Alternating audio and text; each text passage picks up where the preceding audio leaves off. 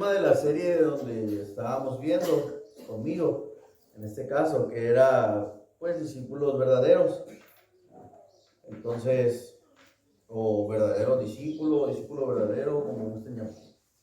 Entonces, donde el primer tema que vimos fue un discípulo demuestra, o un discípulo verdadero es que muestra un verdadero arrepentimiento.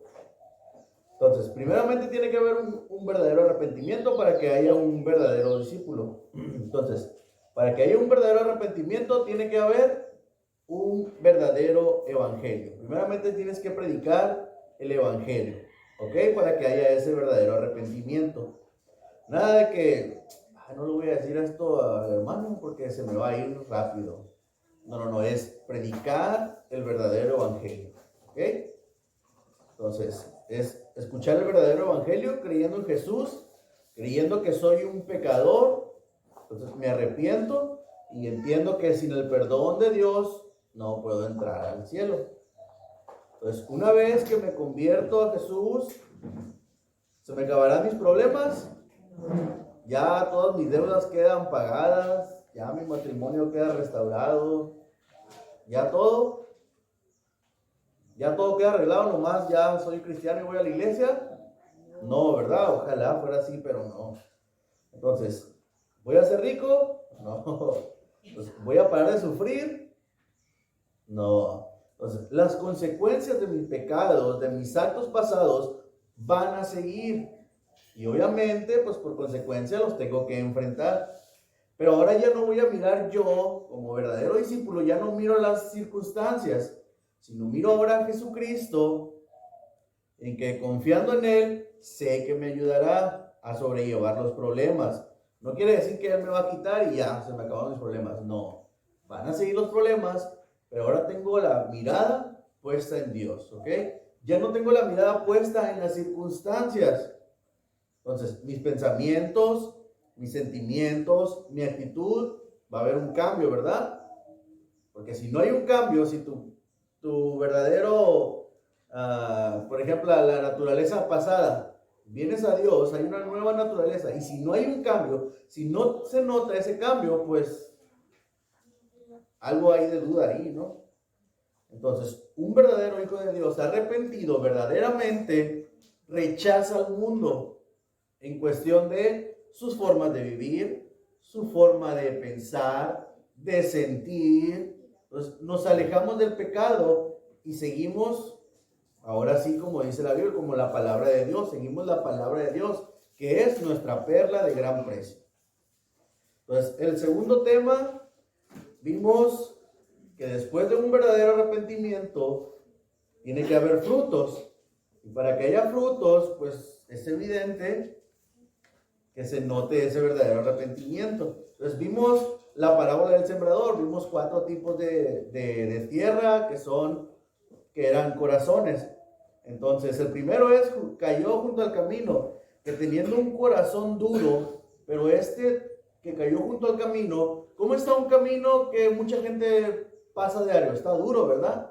Entonces mucha gente pisotea ese camino. Entonces ese corazón está duro porque mucha gente lo pisoteó en cuestión de que a lo mejor fue su esposo el que venía a la iglesia, pero llegando a la casa la trataba mal, le decía groserías, hacía todo con ella. Entonces, ese corazón, ¿cómo va a estar? Pues obviamente va a estar duro. Entonces, viene a la iglesia, pero ¿qué pasa? No recibe la palabra, porque está tan duro que no penetra la semilla en ese corazón. ¿Por qué? Porque a lo mejor alguien la pisoteó en su caminar. Entonces, la segunda es la que cayó junto a pedregales. ¿Ok? Dice, pues no teniendo mucha tierra, pues se quemó porque no tenía raíz. En esa clase de corazón son muy emocionales y piensan que ser cristiano es nomás venir a la iglesia los domingos, poner un pececito atrás en el carro.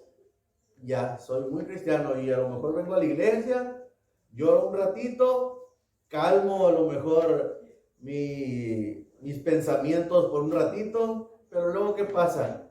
Sigue igual. Entonces se van al mundo donde nunca dejaron verdaderamente esos amores. Pues la tercera parte es la que cayó entre espinos.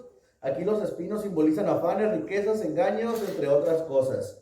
Entonces, su fe a lo mejor es estar en su trabajo. Su fe es ser un empresario exitoso. Se enfoca tanto en esas cosas que olvida la palabra de Dios. Entonces, la cuarta tierra o el corazón es la que cayó en buena tierra. Entonces, ese corazón ya está preparado para recibir la semilla. Llega en el momento exacto y da fruto. Da frutos dignos de arrepentimiento.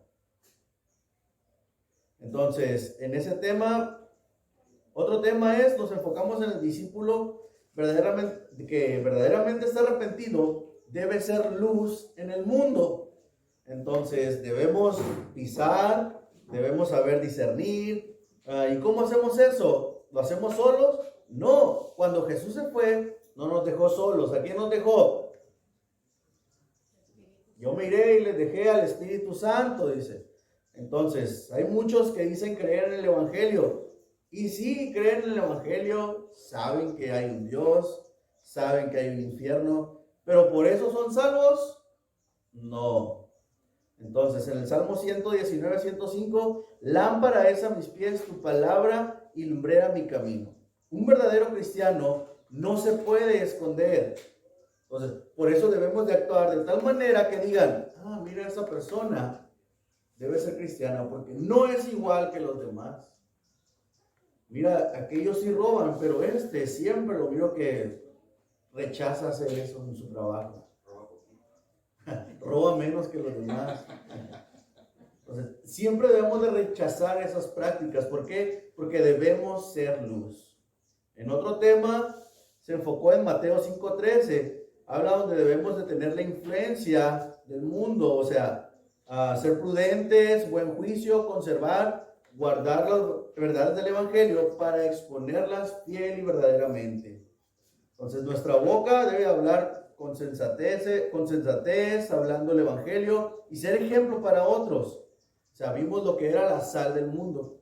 Entonces, alguien te ofende en la iglesia o en tu familia, ¿y qué haces? ¿Dejas de hablar con esa persona? Tú que eres un verdadero cristiano, ¿dejas de hablar con esa persona? ¿O dejas de venir a la iglesia? ¿Le dejas de hablar al hermano? ¿Qué haces cuando alguien te ofende? ¿Qué hacemos? ¿Dejamos de venir a la iglesia? ¿Dejamos de hablarle a esa persona? ¿Qué hacemos? ¿Qué debemos de hacer? ¿Qué dice la Biblia? Perdonar. Entonces, obviamente, si alguien te ofendió, pues perdona. Si es algo ligero, dejas pasar por alto. No lo tomes en cuenta. Pero si es algo que sí te dolió, entonces vas y hablas con el hermano. Pero lo primero que tienes que hacer es perdonar al hermano. Y obviamente, pues si te ofende, te va a doler. Lo tienes que perdonar, sí. Y por eso somos sacrificios vivos. ¿Por qué? Porque nosotros nos estamos sacrificando en decir, lo tengo que perdonar, hermano, nomás porque dice la Biblia. Entonces, pues obviamente te va a doler, sí, pero pues es lo que tenemos que hacer. Pues ahí es donde Dios se agrada. Otro tema, vimos la dificultad del discípulo. Vimos las dificultades que cada uno de ustedes y yo también vamos a enfrentar o enfrentamos algún día. ¿Ok? Y veíamos como punto número 1, Lucas 14:26. Debemos preferir menos a nuestra familia que a Dios. Dios es la prioridad número 1. Entonces, en el segundo veíamos los proyectos de vida, Lucas 9:23. En el tercero veíamos los bienes materiales que debemos dejarlos. Entonces, dice, no se puede servir a dos señores, Mateo 6:24. El dinero en sí veíamos que no es malo. El dinero es como neutro, no es malo ni es bueno, sino es diferente la forma en la que con tu actitud que tienes, ¿qué es lo que haces? ¿Dejas de venir a la iglesia por ganar más? O dices tú, ¿sabes qué? No voy a trabajar tiempos extras porque es domingo y tengo que ir a la iglesia. El cuarto punto es la fama y el reconocimiento. Veamos en Juan 7:18. Si tú quieres tu propia gloria, pues obviamente habla lo que la gente quiere oír. cosas que viene a la iglesia y, ay, salí bien motivado. Entonces, veíamos el 5, honores religiosos, dice, sí, y en Lucas 17, del 7 al 10 veíamos que éramos siervos inútiles, ¿verdad? ¿Por qué? Porque Dios nos manda a predicar el evangelio, ¿y qué es lo que hacemos? Pues eso, o Dios te manda a hacer tal cosa que dice en la palabra de Dios, ¿y qué es lo que tienes que hacer? Pues eso. Entonces eres un siervo inútil. ¿Por qué? Porque algo te mandan a hacer y lo haces. No es que haya salido de tu propio corazón hacerlo. No, porque ya todo está escrito lo que tenemos que hacer. Entonces cada uno de nosotros somos siervos inútiles, ¿verdad? Y lo miramos también con unos ejemplos vivos. Entonces, hasta ahí. Y ahora seguimos con el tema. Me fui rápido porque ya es muy tarde. La meta del discípulo. Vamos ahí ya. Este es el último tema. La meta del discípulo, de que cada uno de nosotros, porque somos discípulos de Jesús, ¿verdad? Porque vamos a seguir lo que Él dijo. Entonces, vamos a Mateo 28, del 18 al 20.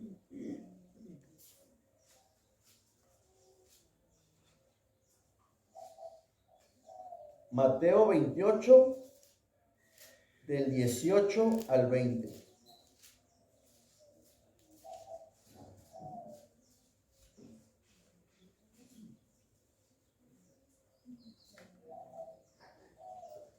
Si alguien lo puede leer, por favor. Mateo 28, del 18 al 20. Dice, y Jesús se acercó y les habló diciendo, toda potestad me es dada en el cielo y en la tierra. Por tanto, id y haced discípulos a todas las naciones, bautizándolos en el nombre del Padre y del Hijo y del Espíritu Santo, enseñándoles que guarden todas las cosas que os he enseñado, y aquí yo estoy con ustedes todos los días hasta el fin del mundo. Gracias. Entonces, a esta tarea, ¿cómo le ha llamado Jesús? La gran comisión. Entonces, ¿a quién se le encargó? ¿Con quién estaba hablando en ese momento? Se las encargó a los discípulos.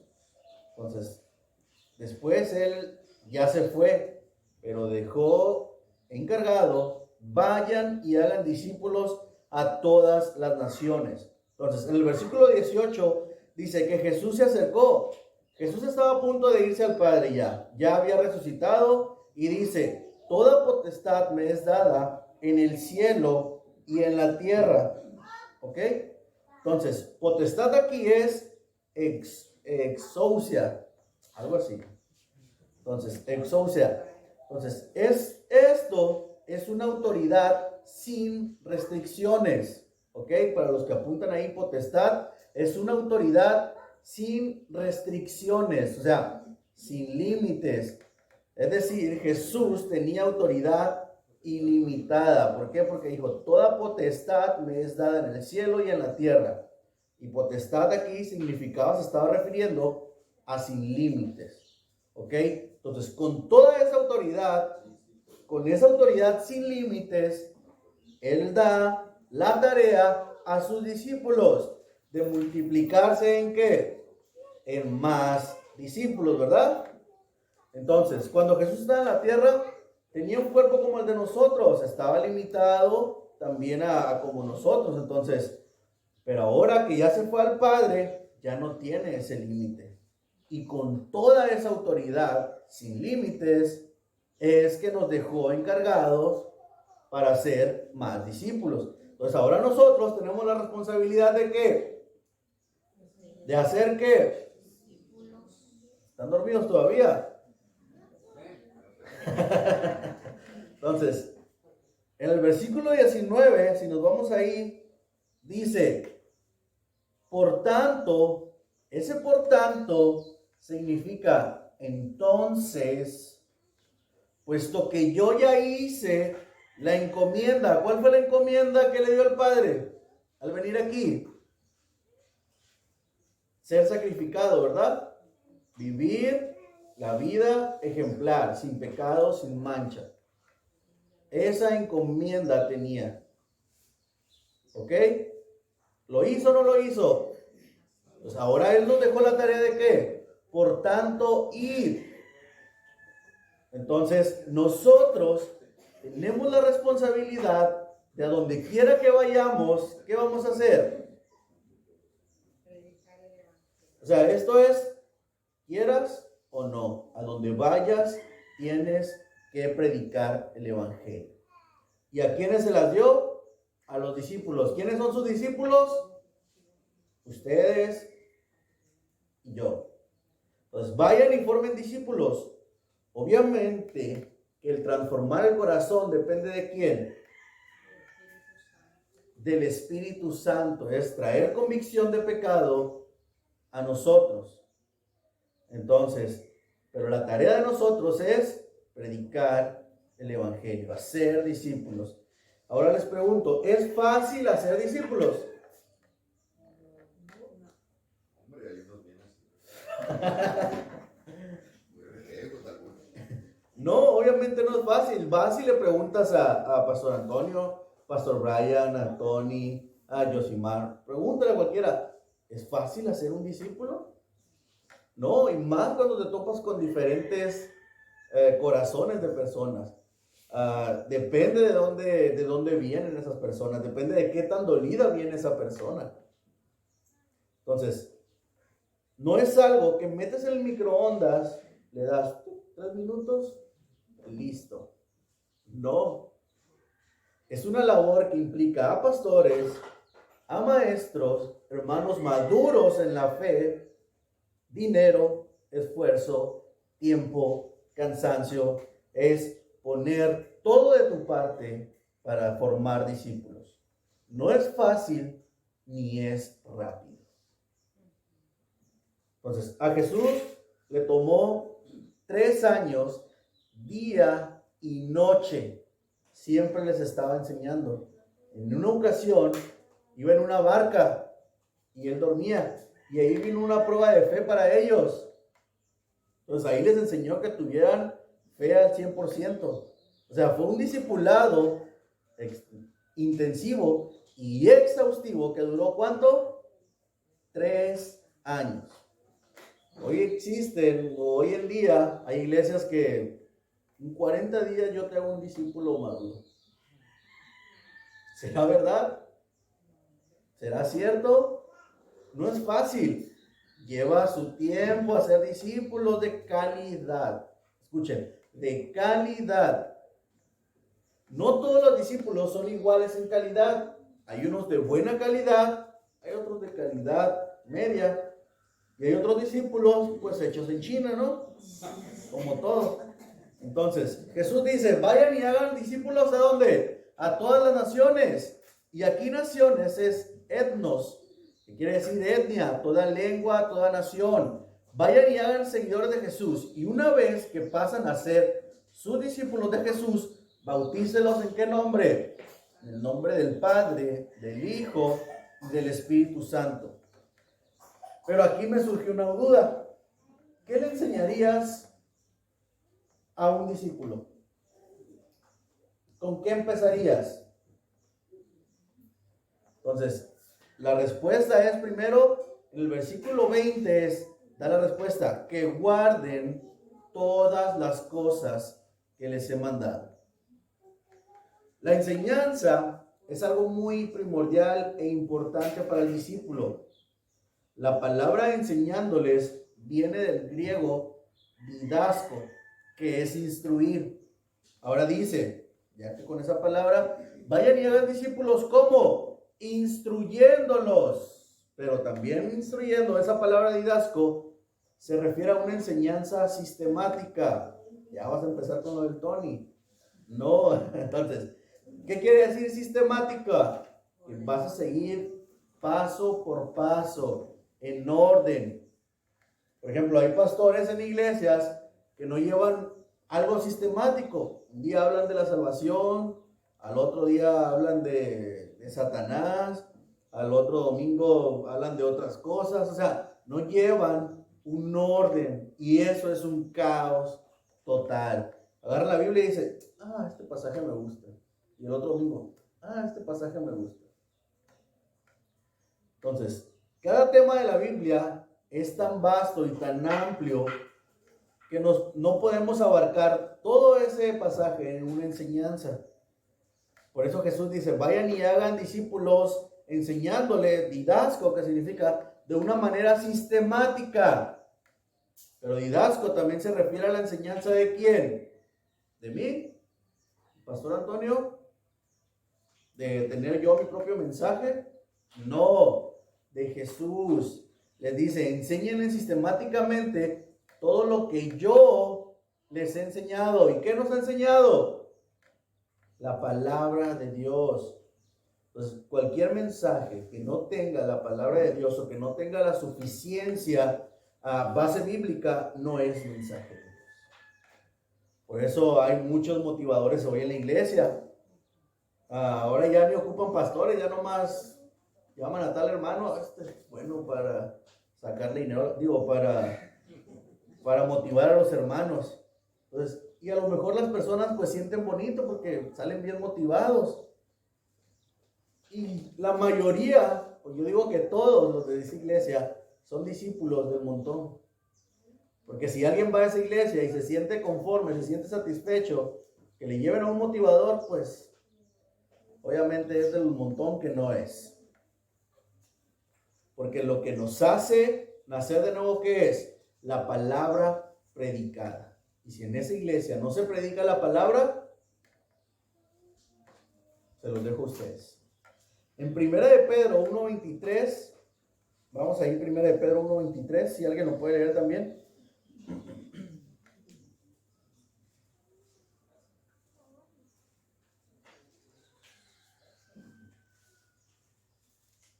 Primera de Pedro 1.23.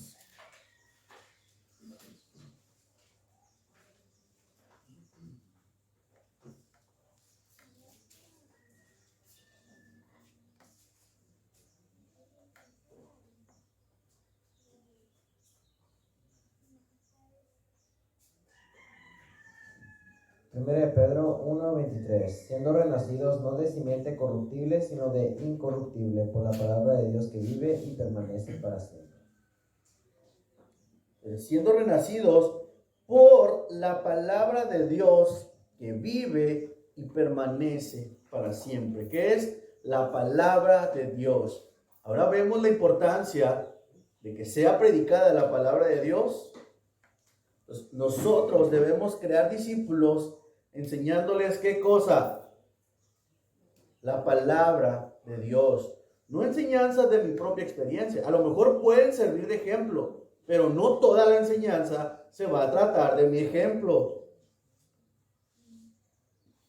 Entonces, no hay otra manera de nacer de nuevo si no escuchas el verdadero evangelio. Por ejemplo, es como un niño cuando le enseñas sistemáticamente a caminar, a comer. Por ejemplo, a leer. Yo que soy maestro, no voy a enseñar a un niño a leer, a decirle, a ver, ¿qué dice aquí? Pues obviamente no, porque no va a saber. Primero tiene que conocer el abecedario.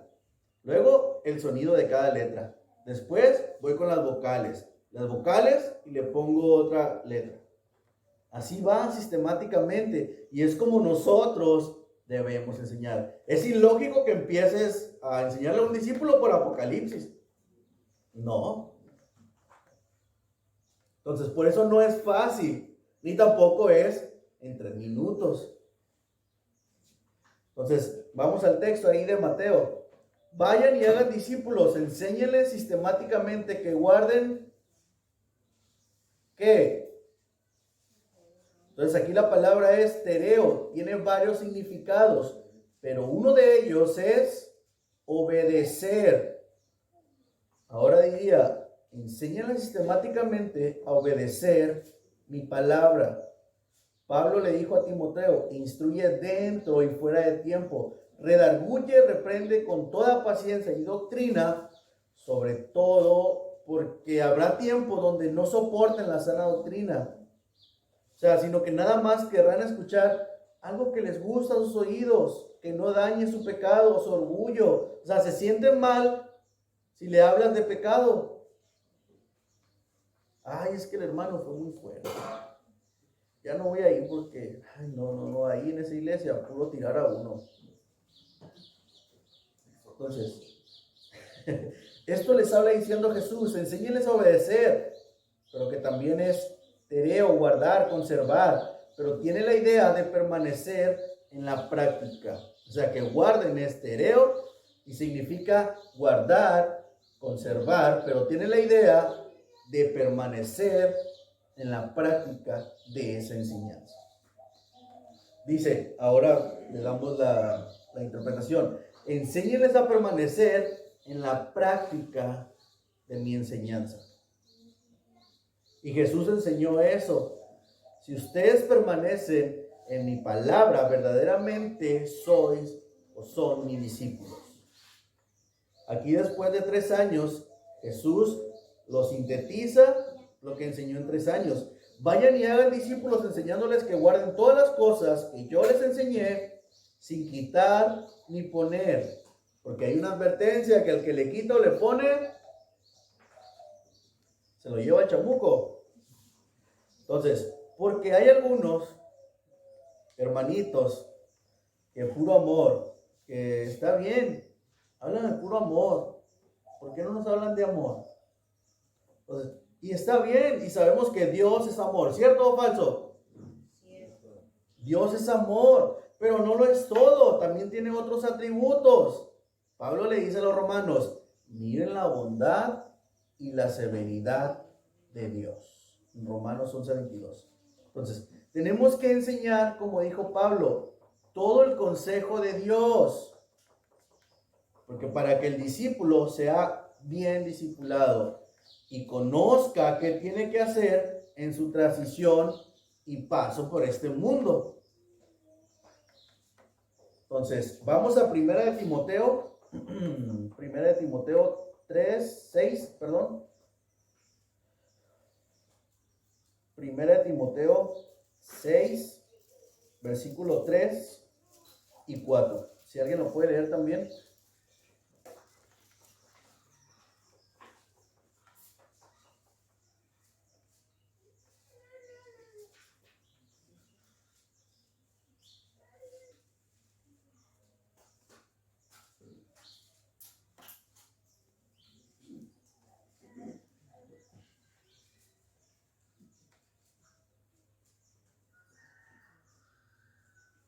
Dice, si alguno enseña una doctrina diferente y no se conforma a las sanas palabras de nuestro Señor Jesucristo y a la doctrina que es conforme a la piedad, ¿qué es doctrina? Enseñanza, instrucción, enseñar. Entonces, ¿cuál es la doctrina conforme a la piedad?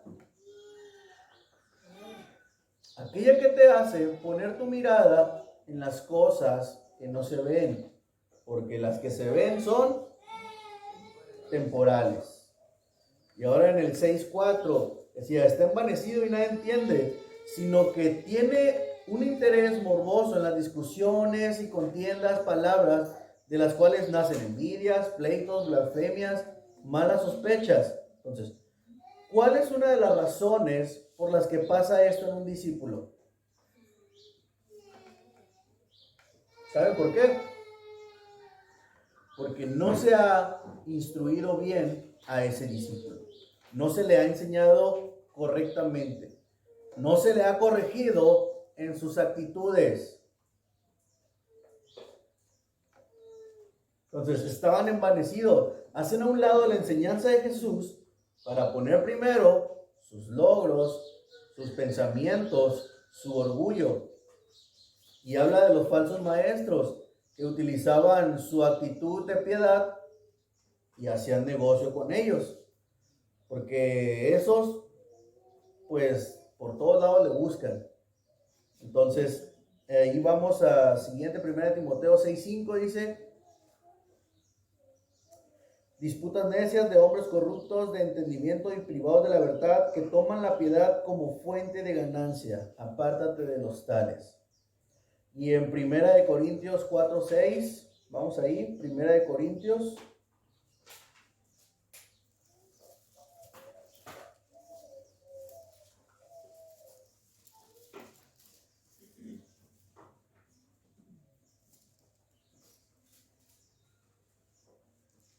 Si alguien lo puede leer, 1 Corintios 4, versículo 6.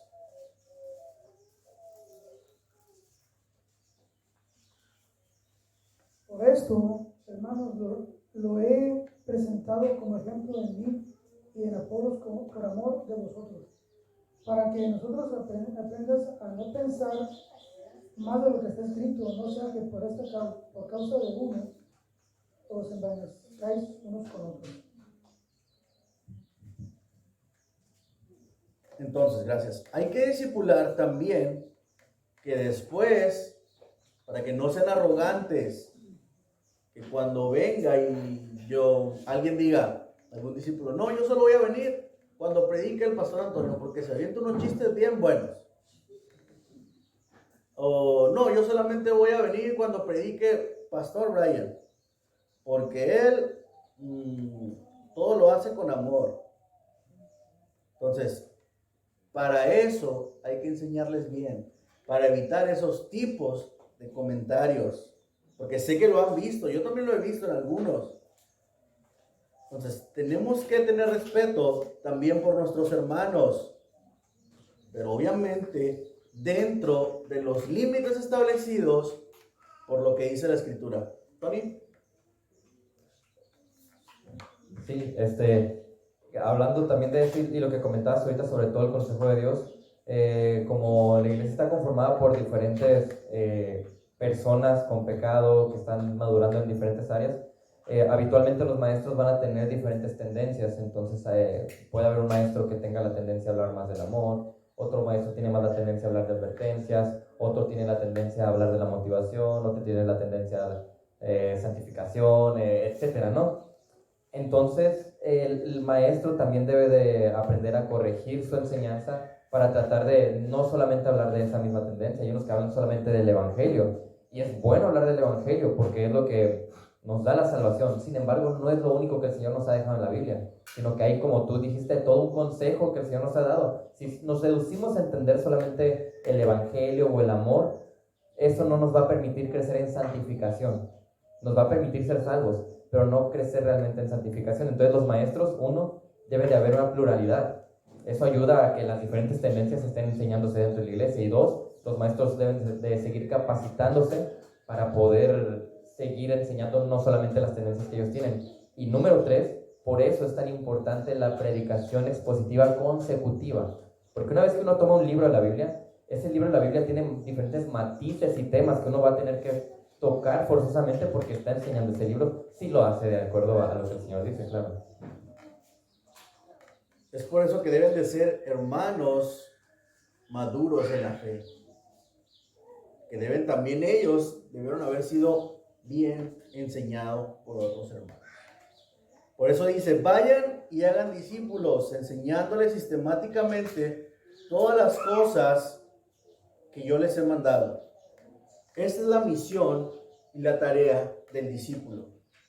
Aquel que diga que es cristiano, que es discípulo de Jesús, debe entender la comisión que Jesús ha dado.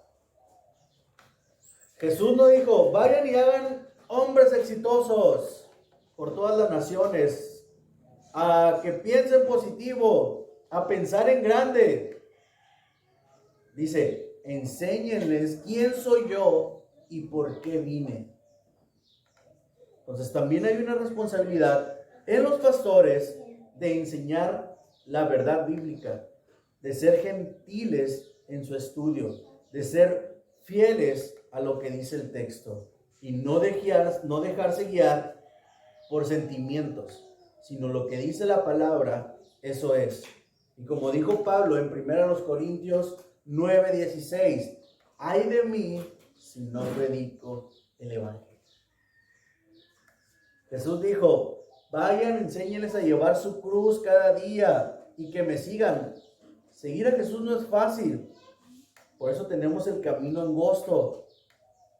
Enséñenles a ser humildes, que amen a Dios por sobre todas las cosas. Enséñenles sistemáticamente que tengan un corazón limpio y todas las cosas que yo les enseñé a ustedes, les estaba diciendo a los discípulos.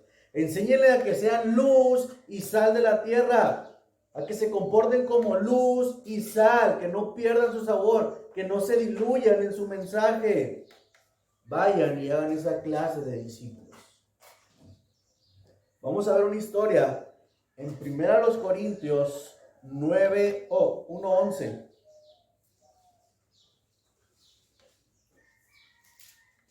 Primera a los Corintios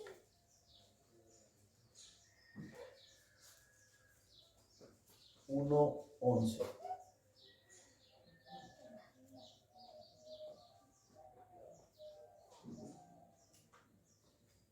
Dice, porque he sido informado, dice Pablo, acerca de ustedes, hermanos míos, por los de Cloé, que hay entre vosotros contiendas.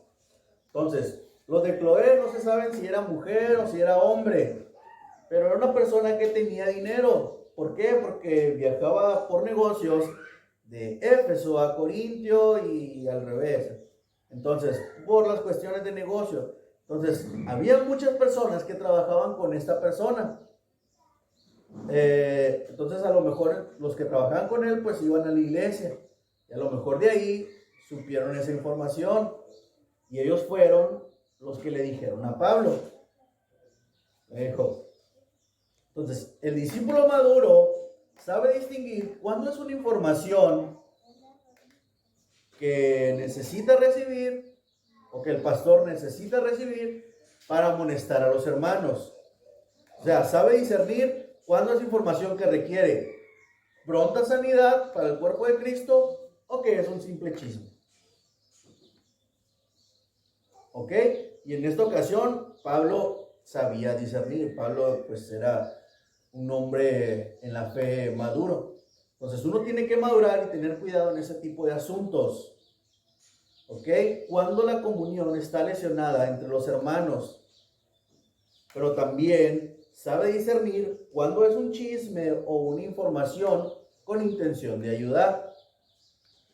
Pablo dice, me fue informado los de Cloé que ustedes discuten como niños. Algo estaba pasando con los pastores de Corinto. ¿Y qué era? Pues no estaban haciendo su tarea.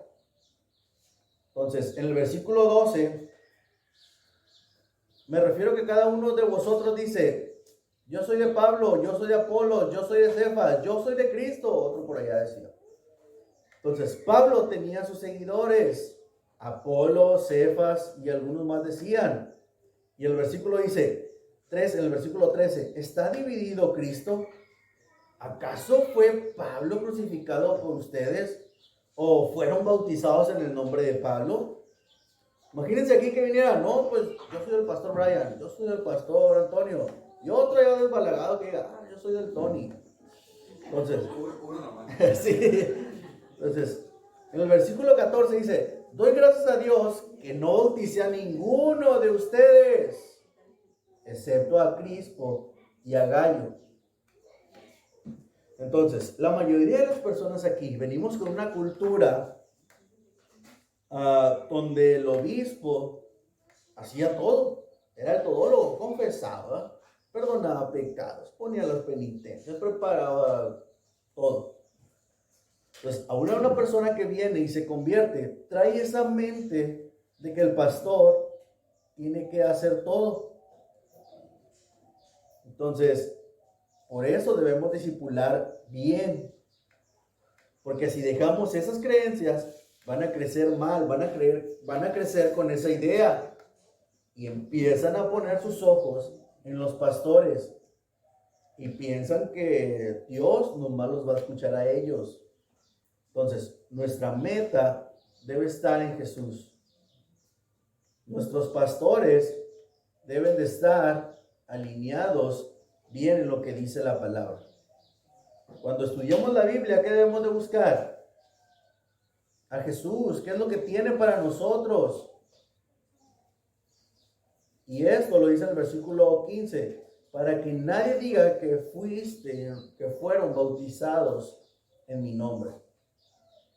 Versículo 17. Pues Cristo no me envió a bautizar, sino a predicar el evangelio. No con palabras elocuentes para que no se haga vana la cruz de Cristo.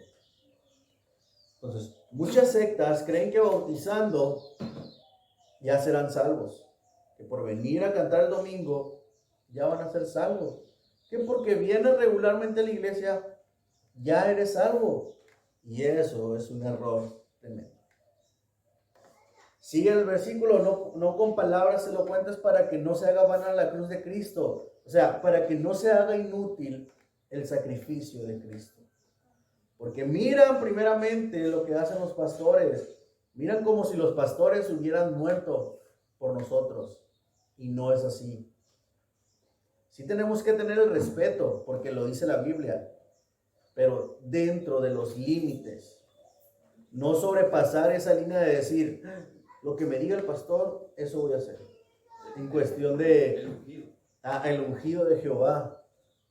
Entonces, tenemos que tener cierto respeto, pero dentro de los límites que pone la palabra de Dios. Versículo 18. Porque la palabra de la cruz es necedad para los que se pierden, pero para nosotros, los salvos, es poder de Dios. Entonces tenemos que seguir exponiendo la palabra de Dios. Hoy hay muchos que llaman a la gran comisión la gran omisión, porque no están haciendo lo que les corresponde. Lo que nos dejó Jesús con toda su autoridad, no lo están haciendo. No están enseñando bien, no están siendo diligentes en su estudio. Entonces, muchos cristianos que no han sido enseñados bien, correctamente, quieren que le hablen del amor y ya, no necesitan más. Dicen, yo con sentirme bien, con eso basta. Pero el amor de Dios también te hace ver tu condición. Porque Dios es amor, es verdad. Entonces, por ejemplo, vemos el ejemplo de la samaritana. Le dice, dame esa agua. Y Jesús le dice, pues, trae a tu marido. ¿Y qué le dice ella? No tengo marido. ¿Y qué le dice Jesús? 5 maridos has tenido y el que tienes ahorita no es tu marido. O sea, ¿cuántos son? 6 hombres. O sea, le sacó toda la luz, pero en amor. Para esos hermanos que piden amor. Entonces, los verdaderos discípulos se reproducen en más discípulos de buena calidad y se enseñan lo que les dice la Biblia, lo que Jesús nos ha enseñado. Primera de Corintios 3, del 9 al 15. Vamos ahí. Primera de Corintios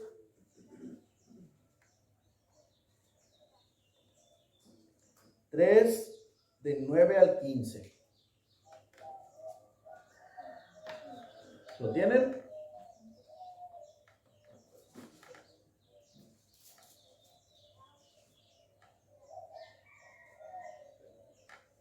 Primera de Corintios 3, del 9 al 15. Porque vosotros somos colaboradores de Dios y ustedes son labranza de Dios, edificio de Dios. El 10, conforme a la gracia de Dios me fue dada, yo, como sabio arquitecto, puse el fundamento y otro edifica sobre él. Pero cada uno tenga cuidado cómo edifica encima. Entonces, el pastor tiene que mirar cómo edifica en ustedes. Y los creyentes tienen que ver cómo edifican en otros creyentes, en otros discípulos. Entonces, 1 Corintios 3:11. Pues nadie puede poner otro fundamento que el que ya está puesto, el cual, ¿quién es? Jesucristo. Ahora bien, el 12. Si sobre este fundamento alguno edifica con oro, plata, piedras preciosas, madera, heno, paja. Entonces, aquí los primeros 3 materiales hablan de materiales sólidos. ¿Cuáles eran esos materiales sólidos? Oro, plata y ¿cuál? Piedras preciosas. Entonces, es todo aquello que un discípulo debe de obedecer, que Jesús le dijo que hiciera. O sea, debe enseñar sana doctrina, vivir fielmente a la verdad y de esa manera llevar a los conversos hacia la madurez espiritual. Luego, ¿cuáles otros materiales vienen? madera, heno, aguana. Entonces, esto es equivalente a partir de enseñanzas inadecuadas o superficiales, o sea, comprometer la verdad con tu estilo de vida a lo que dice la Biblia. O a lo mejor sí sabes, pero fallas a la hora de ponerlo en práctica. Eso es lo que se refiere con madera de hojarasca. Entonces, el versículo 13, la obra de cada uno se hará evidente porque el día dará a conocer, pues como fuego será revelada. El fuego mismo probará la calidad de cada uno, la obra de cada uno.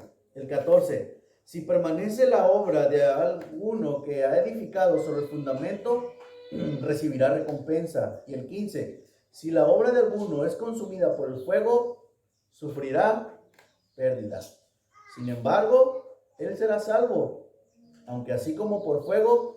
Y aquí el último, diríamos, los maestros y los estudiantes, pasó de panzazo. Pasó barrido, o sea, con 6. Vamos a Timoteo. 2 Timoteo.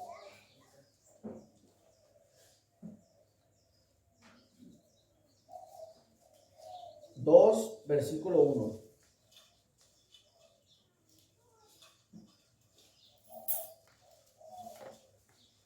Segundo Timoteo 2, capítulo 2, versículo 1. Si alguien lo puede leer, por favor.